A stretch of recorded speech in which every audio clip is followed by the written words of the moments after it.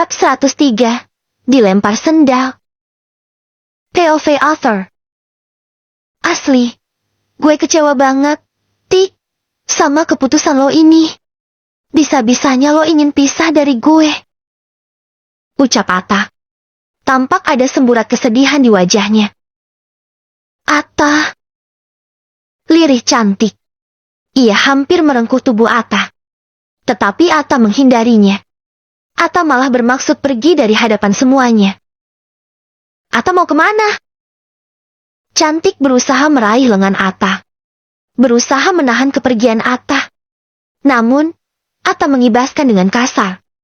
Atta tetap melangkah pergi. Mas Atta mau kemana? Lantang Neidin. Kali ini dia yang ingin mencegah kepergian Atta. Ia hampir mengejar Atta. Biarkan saja dulu, sahut Mbah. Biarkan Atta mencari ketenangan.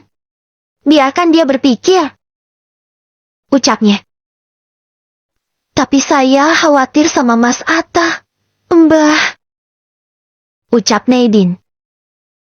Atta tak apa-apa. Dia hanya sedang ingin sendiri. Jelas Mbah.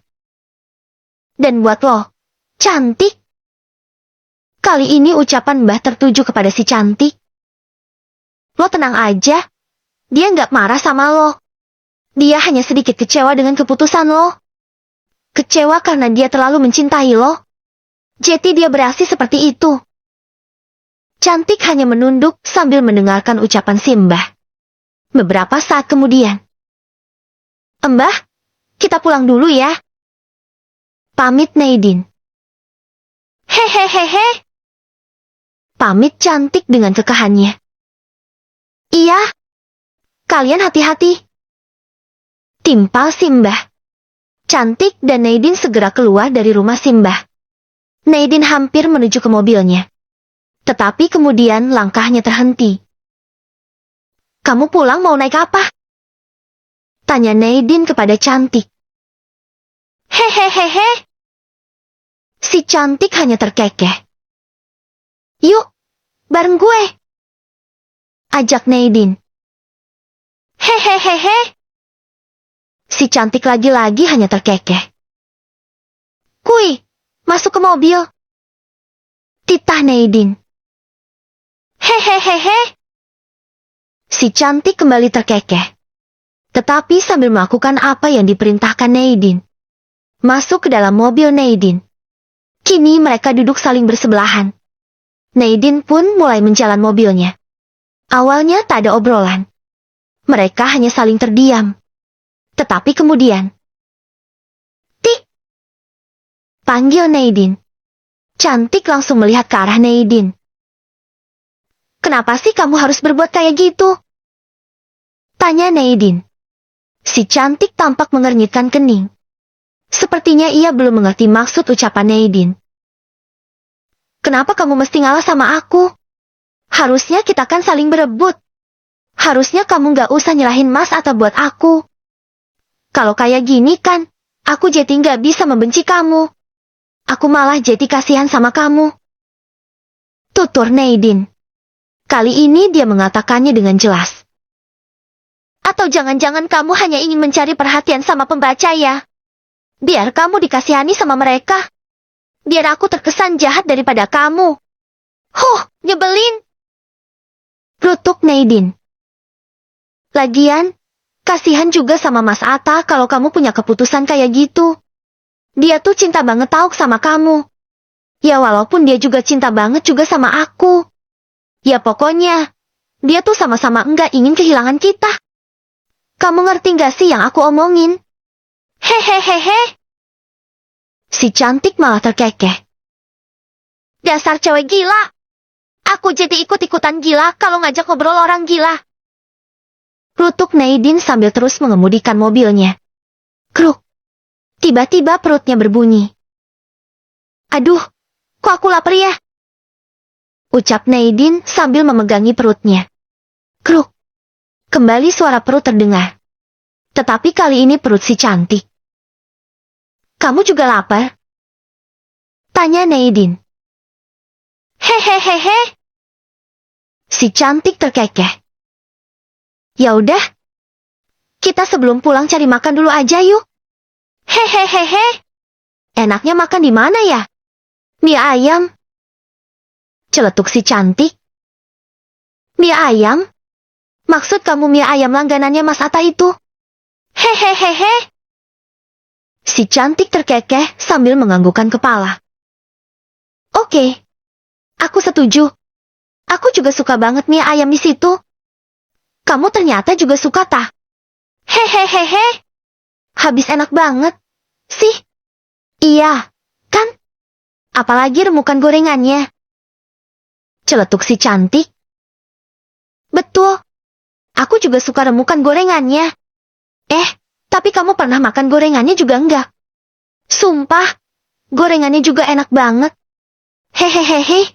Iya, enak. Nanti kita kutil. Yuk. Ajak Neidin. Siap. Hehehehe. Jawab cantik sambil terkekeh. Mereka pun kemudian tertawa bersama-sama karena rencana licik mereka. Kok kita jadi kompakan kayak gini? Celetuk Neidin. Kita kan harusnya bermusuhan. Kita kan lagi bersaing dalam merebutkan Mas Atta. Tambahnya. Cih. Si cantik mengumpat. Tampaknya ia juga baru tersadar mereka yang malah saling kompakan. Cih. Neidin balas mengumpat. Setelahnya mereka saling melotot kayak N4KSD kalau lagi marahan. Mereka terus melotot sampai mobil Neidin yang akhirnya sampai di depan penjual mie ayam. Mereka segera pesan mie ayam, lalu memilih tempat duduk yang paling nyaman. Semua pengunjung melihat ke arah mereka. Mungkin karena mereka berwajah sama. Juga karena mereka sama-sama cantik. Apa kalian lihat-lihat? Mau mata kalian aku culok? Hah? Makin Neidin kepada segerombolan cowok yang duduk tak jauh darinya. Hehehehe, hehehehe, hehehehe. Si cantik juga memaki segerombolan cowok tersebut, tetapi dengan kekehan. Mereka benar-benar nyebelin. Iya kan? Tih. Ucap Neidin ke arah si cantik. Hehehehe. Si cantik menanggapinya dengan kekehan. Kalau ada Mas Atta, pasti mereka udah dihajar sama dia. Iya, kan? Hehehehe, iya, hehehehe. Sesaat kemudian mie ayam mereka akhirnya datang. Mereka berdua pun segera menikmatinya. Melahap mie ayam tersebut sampai habis. Dan tak lupa mereka juga ambil remukan gorengannya. Bahkan mencomoti dari gorengannya sampai gundul. Dan saat hampir pulang, mereka benar-benar mengutil gorengan-gorengan tersebut. Mereka menyimpannya di mulut. Sehingga apa yang mereka lakukan tak ketahuan oleh si pemilik warung. Setelah berada di mobil, mereka bersorak-sorai atas keberhasilan mereka. Tak lupa mereka melakukan yel-yel, juga melakukan tos, dan tepuk pramuka.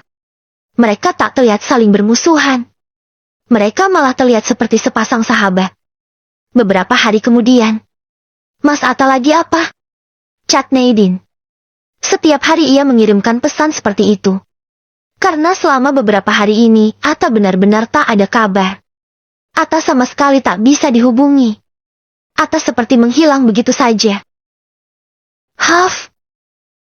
Neidin menghela nafas. Ia menduga pasti pesannya diabaikan Atta lagi seperti sebelum-sebelumnya. Ia hampir meletakkan HP-nya.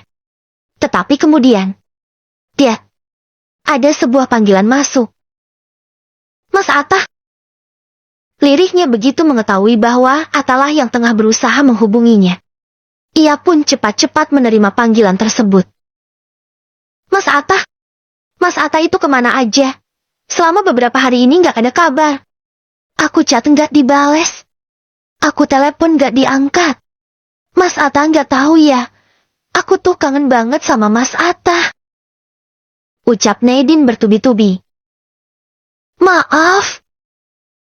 Lirih Atta di ujung telepon. Neidin. Panggilnya kemudian. Ya, Mas. Nanti malam lo ada waktu. Bisakah kita bertemu? Tentu, Mas. Aku juga pengen ketemu sama Mas Atta.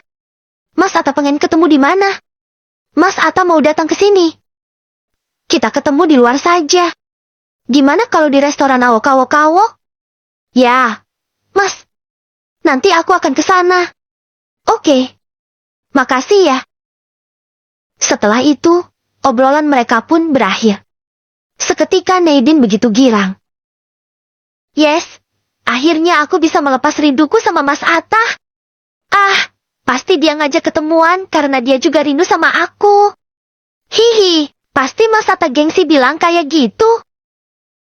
Gumam Nadine sambil merebahkan tubuhnya di atas tempat tidur. Pamer sama si cantik dulu ah. Pasti dia bakal iri kalau aku ngasih tahu bahwa barusan Mas Atta telepon aku dan ingin ngajak ketemuan sama aku nanti malam.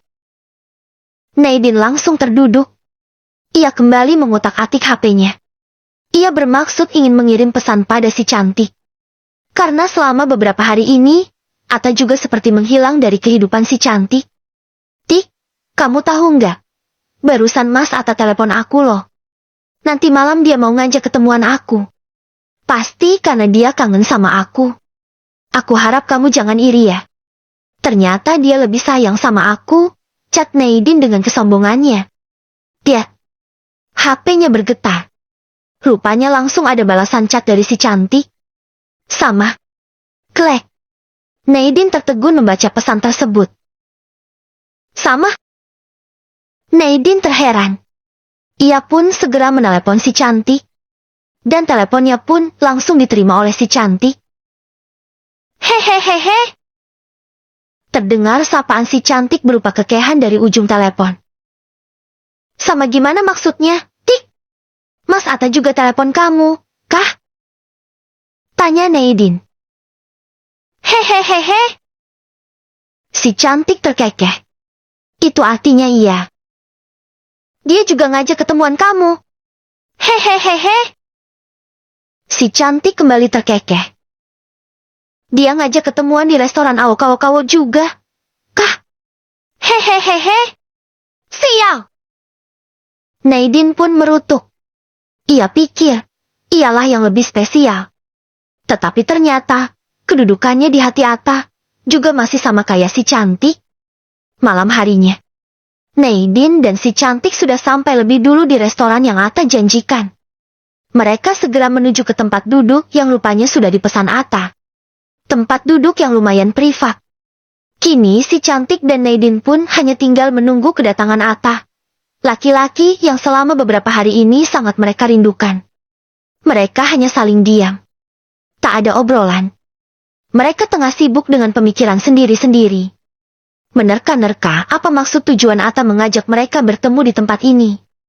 Tap, tap, tap. Sebuah langkah kaki terdengar.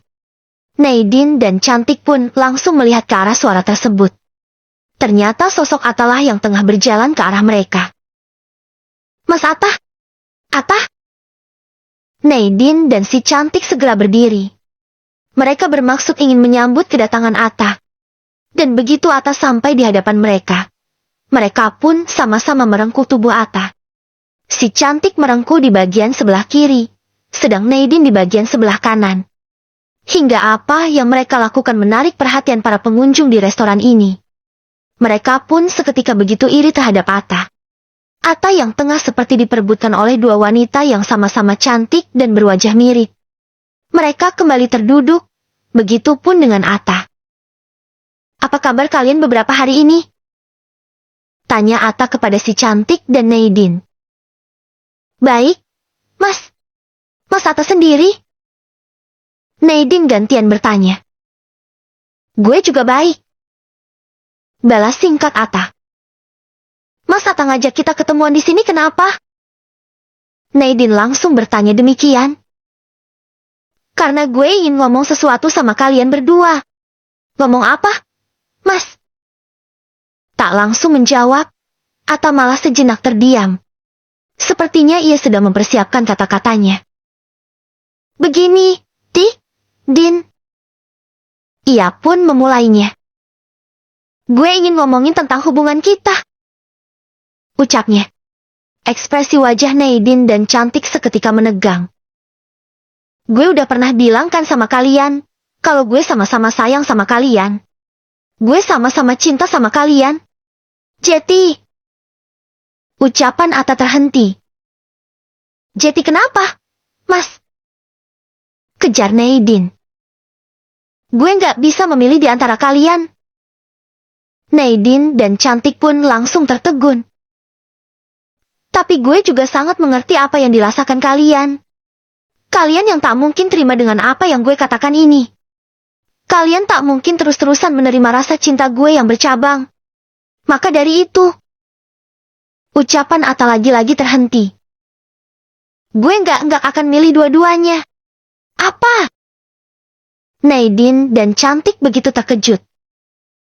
Maksudnya gimana, Mas? Nadine ingin memperjelas. Gue nggak akan milih lo, juga nggak akan milih si Cantik. Gue akan meninggalkan kalian berdua. Kok gitu, Mas? Protes Nadine dan si Cantik. Karena gue nggak mau menyakiti salah satu dari kalian. Jetty biarlah seperti ini. Tutur Atta. Nadine dan si Cantik tak bisa berkata-kata lagi. Sepertinya mereka tengah begitu syok dengan keputusan Atta. Brak. Atta beranjak dari tempat duduknya. Udah ya, gue pergi. Pamitnya. Ia terkesan cepat-cepat melarikan diri. Karena ia tak mau dua wanita yang sangat ia cintai mengetahui hatinya yang sebetulnya sangat begitu hancur. Tap, tap, tap. Atta pun berjalan menjauh. Tapi tiba-tiba saja. Peletak. Sebuah sendal melayang ke kepala Atta. Wadidaw. Atta memekik kesakitan sambil menengok ke belakang. Ternyata si Cantiklah si pelempar sendal yang baru saja. Kok gue dilempar sendal? Gue kan lagi melakukan adegan yang mengharu biru. Jetty nggak keren kan kalau kepala gue tiba-tiba ketumpuk sendal kayak gini? Omel Atta. Syukurin. Salah siapa Mas Atta jahat banget sama kita? Nadine yang menimpali. Jahat gimana maksudnya? Lah, itu. Malah mau ninggalin kita. Habisnya gue tuh nggak bisa milih di antara kalian. Ya udah kalau gitu milih aja dua-duanya. Maksudnya?